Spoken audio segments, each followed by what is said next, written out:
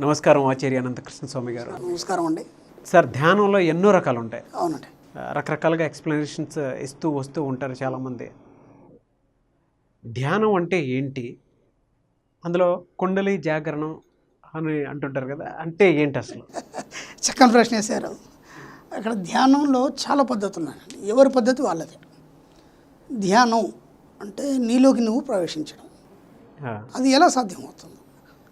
ఇక్కడ ధ్యానంలో ఏమవుతుందంటే మనిషి కళ్ళు మూసుకొని కూర్చోగానే అన్ని ఆలోచనలు వచ్చి ఆయన మీద దాడి చేస్తుంటాయి. ఇక్కడ ఏమవుతాడంటే మనిషి డిస్టర్బెన్స్ అవుతాడు. నేను ఎంతసేపు కూర్చుంటాను, ధ్యానం కుదరట్లేదు అనే ఒక ఆలోచనలో చేయాలన్నా వద్దా అనే కన్ఫ్యూజన్లో కొన్ని రోజులు చేసి ఆగిపోవడం జరుగుతుంది. అందుకే వీటికి ఏంటంటే ఒక గురువు అనేవాడు కావాలి. అంటే ఆయన్ని డిక్టేట్ చేసేవాడు ఒకటి కావాలి. ఒక సిస్టంలో నడిపేయడానికి ఒక గురువు అనేవాడు కావాలి. ఒక గురుముఖంగా కనుక మీరు ఒక ధ్యాన పద్ధతిని మీరు అవలంబించినప్పుడు ఆయన ఏ విధంగా అయినా మీకు ఏ ప్రాబ్లం అనేది దాన్ని సెట్ చేస్తాడు. ధ్యానంలో ఏం జరుగుతుంది అసలు? ఆలోచనలు అనేటివి వచ్చి వచ్చి వచ్చి వచ్చి వచ్చి ఒక దగ్గర ఆగిపోతాయండి. నేను అందుకే గతంలో కూడా చెప్పాను, మీరు ఏ ధ్యానం చేసినా సరే ఒక 40 రోజులు చేయండి. అక్కడి వరకు ఏమవుతుందంటే ఆ యొక్క స్థితి ఏదైతుందో వచ్చి వచ్చి వచ్చి వచ్చి ఆలోచనలు ఆగిపోతాయి. ఆగిపోయిన తర్వాత అక్కడ శూన్యం ఏర్పడుతుంది. దాన్నే ధ్యానంలో మనం సమాధి అన్నాం. సమాధి అంటే అక్కడ ఏముండదు, ఇక అంతే శూన్యం. ఆ శూన్యంలోంచి మెల్లిమెల్లిగా ఒక బిందువు ఉత్పన్నమవుతుంది. ఆ బిందువు ఉత్పన్నమై అలాగే రంగురంగులుగా మారి అది మెల్లిమెల్లిగా ఒక అనంతంగా మారిపోతుంది. అనంతంగా మారిపోయినప్పుడు మీరు దాంట్లో లీనమైపోతారు. అంటే మీ యొక్క అంతరాత్మ ఏదైతుందో దాంతో లీనమైపోతుంది. లీనమైపోయి అది విశ్వమంతా వ్యాప్తమవుతుంది. అప్పుడు మీకు ఏం జరుగుతుంది? మీ బాడీలో వైబ్రేషన్స్ వస్తాయి. ఎన్నో రకాల వైబ్రేషన్స్ వస్తుంటాయి. వచ్చినప్పుడు బాడీ పులకరించినట్టు అవుతుంది. దాంట్లో ఏమవుతుందంటే కుండలిని జాగరణం అవుతుంది. అసలు కుండలి అంటే ఏంది? అది ఎక్కడ ఉంది? ఇది ఎప్పుడు ఉంటుంది? ఈ కుండలి జాగృతం అనేది ఏదైతుందో కేవలం వెన్నుముక నిటారుగున్న వాళ్ళకు మాత్రమే కుండలిని జాగృతం అవుతుంది. ఓకే. అది ఎవరు? మనుషులు మాత్రమే.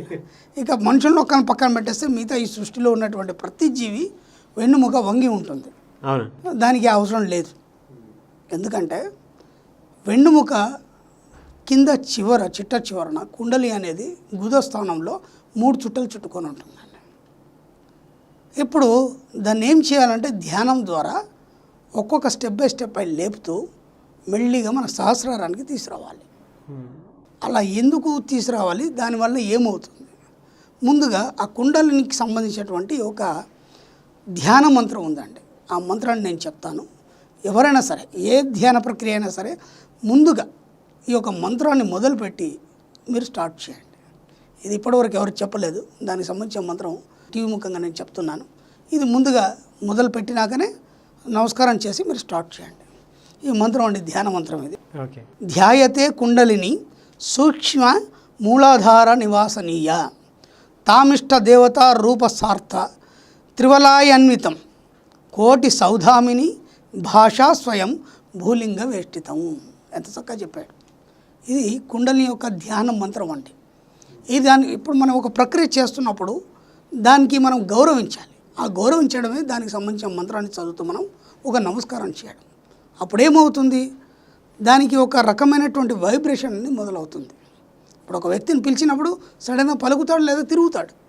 అలాగే ప్రతిదానికి ఒక మంత్రం అనేది ఉంటుంది. నేను గతంలో కూడా చెప్పాను, బీజాక్షరాల మంత్రాలు ఉంటాయి. ఆ వైబ్రేషన్స్ వల్ల దీనికి సంబంధించినటువంటి ధ్యాన మంత్రం అన్నమాట. ఇది చదివిన తర్వాత ఏం చేయాలంటే మీరు మెడిటేషన్లో కూర్చొని దీన్ని స్టెప్ బై స్టెప్ తీసుకెళ్ళాలి. హడావుడి చేస్తే కాదండి. ముందుగా ఖచ్చితంగా మీరు ఒక శక్తిని సాధించాలి, ఒక ఉన్నతమైన స్థితికి వెళ్ళాలన్నప్పుడు ఒక్కొక్క దాని మీద మీరు దృష్టిని పెట్టి మెల్లిమెల్లిగా ముందుకు తీసుకెళ్ళాలి. ముందుగా కుండలి ఏదైతుందో దాని మూలాధారం అంటాం. ఆ మూలాధారం ఏదైతుందో అది దాని లం బీజం మీద మీరు దృష్టి పెట్టాలి. లం అనే అక్షరం ఏదైతుందో దాని బీజం అంటారు, బీజాక్షరం అంటారు. దాని మీద దృష్టి పెట్టి కనీసం 3 నెలలు చేయాలండి. కనీసం 3 నెలలు చేయాలి. అలా చేయడం వల్ల ఏమవుతుందంటే మీకు భూమి మీద అధికారం వస్తుంది. భూమి మీద అధికారం వస్తుంది అంటే మీరు ఏది కోరుకుంటే అది మీ దగ్గరికి రావడం అనేది మొదలవుతుంది. ఇక్కడ నేను మరీ చెప్తున్నాను, మీరే దేవుడు, మీరే అన్ని సర్వస్వం. మీలో ఉన్న శక్తిని మీరు లేపడం అనేది కుండలి జాగరణం. అంతకంటే ఇంకా కొత్తగా ఏం లేదు. దీని మీద ఇంకా ఎలాంటి ఎక్స్ప్లెనేషన్స్ లేవు. మీలో ఉన్న శక్తిని మీరు మేలుకొల్పుతున్నారు అంతే. ఈ లంబీజం మీద మీరు కనీసం 3 నెలలు ధ్యానం చేయాలి.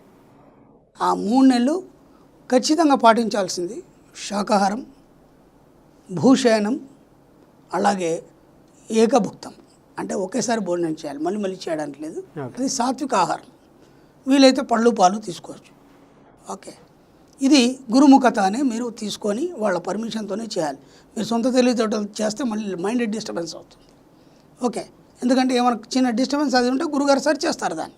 మీరు సొంత చేస్తే ఏమైనా డిస్టర్బెన్స్ వస్తుంది, నాకు తెలియదు. అలాగే తర్వాత వంబీజం, స్వాదిష్టానం అంటారు, దాన్ని సెక్స్ చక్ర అంటారు. అర్థమైంది? అప్పుడు మీకు నీటి మీద అధికారం ఏర్పడుతుంది. పంచభూతాల మీద అధికారాలు ఏర్పడటానికి ఇవన్నీ. ఆ తర్వాత మీరు రంబీజం, ఆ తర్వాత ఎంబీజం, తర్వాత హంబీజం, ఆ తర్వాత క్షంబీజం. ఇలా ఒక్కొక్క బీజాన్ని మీరు 3 నెలలు చేస్తూ పండి. 3 నెలలు 3 నెలలు ఒక బీజం మీద 3 నెలలు చేయాలి. చేయడం వల్ల అవి యాక్టివేట్ అవుతాయి. యాక్టివేట్ అయిన తర్వాత మీకు అనంతమైనటువంటి ఒక గొప్ప శక్తి అనేది వస్తుంది. దానివల్ల మీరు ఏదైనా శాసించగలరు. శాసించగలరంటే కేవలం మనకు పక్క వాళ్ళకి ఇబ్బంది పెట్టకుండానే ఏదైనా చేయాలి, లేకపోతే ప్రకృతి క్షమించదు. ఇది బాగా గుర్తుంచుకోండి. శాసించడం అంటే ఏదో చేయడం అని కాదు అక్కడ. కాకపోతే మీరు ఏది చేసినా ఇతరులకు హితంగానే ఉండాలి. అప్పుడు ప్రకృతి మీకు అనుకూలంగా మారుతుంది. సపోజ్ ఒక చిన్న ఎగ్జాంపుల్ చెప్తాను. చెప్పండి. అప్పుడు మనకి ట్రైన్ టైం అయిపోయింది, 10-15 నిమిషాలు ట్రైన్ టైం. మనకు ట్రైన్ టైం అయితే హడావుడిగా వచ్చేసరికంటే ట్రైన్ టైం అయిపోయింది కదా, ట్రైన్ వెళ్ళిపోతుంది. 10-15 నిమిషాలు దాని కరెక్ట్ టైం. మీకోసం ఏదో కొద్దిగా లేట్ అయిపోయి మీరు వచ్చిన తర్వాత ట్రైన్ వస్తుంది. అది విచిత్రం. అంటే భూమి మీద మీకు ఏది కావాలంటే అది మీకు అధికారం ఏర్పడుతుంది. లేదా ఏదో ఒక చిన్న ప్రాబ్లం వల్ల మీరు వచ్చే వరకు ట్రైన్ ఆగుతుంది.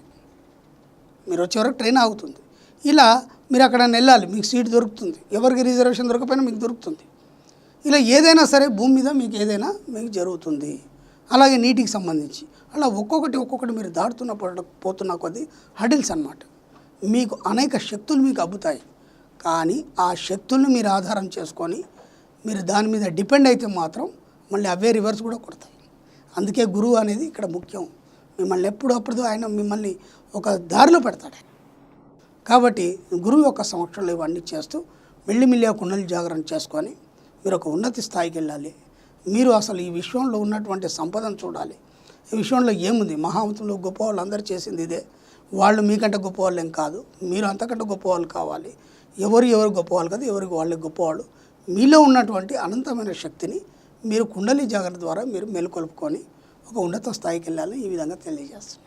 సార్, రెగ్యులర్గా మనం చేసే వీడియోస్లో చిట్టి తంత్రాలు డిస్కస్ చేస్తూ ఉంటాం కదా. అవునండి. దీనికి సంబంధించి పర్టికులర్గా ఈ వీడియోలో చిట్టి తంత్ర వ్యూవర్స్ కోసం ఏం చెప్తారు? ఓకేనండి, దీనికి సంబంధించే చెప్తాను చిట్టి. Okay, sure. దీనికి సంబంధించి చిట్టి తంత్ర చెప్తాను. మీరు ఈ యొక్క సాధన మొదలుపెట్టేప్పుడు ముఖ్యంగా చిన్ముద్రలో మొదలు పెట్టండి. దీన్ని చిన్ముద్ర అంటారండి. ఓకే, దీన్ని చిన్ముద్ర అంటారు. చిన్ముద్రలో మొదలు పెట్టండి.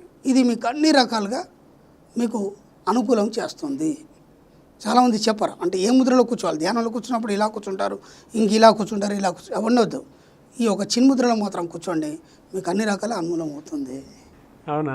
ఎక్సలెంట్ అండి, ఎక్సలెంట్. బ్రహ్మాండంగా అన్ని రకాలుగా మీకు అనుకూలం అవుతుంది. చిన్ముద్రలో కూర్చోండి, ఇంకా వేరే ముద్రలు అవి కూడా వేయకండి. ముద్రల గురించి కూడా మనం గతంలో చెప్పుకున్నాం. దీనికి సంబంధించి మాత్రం చిన్ముద్ర అనేది మీకు అన్ని రకాలుగా అనుకూలం చేస్తుంది. ఇలా ఇవన్నీ ప్రాక్టీస్ చేస్తారండి మీరు జనరల్గా? అన్నీ చేసే ఇప్పుడు మీ దగ్గరకు వచ్చానండి. 22 సంవత్సరాలు గురుపదంలో నడిచామండి.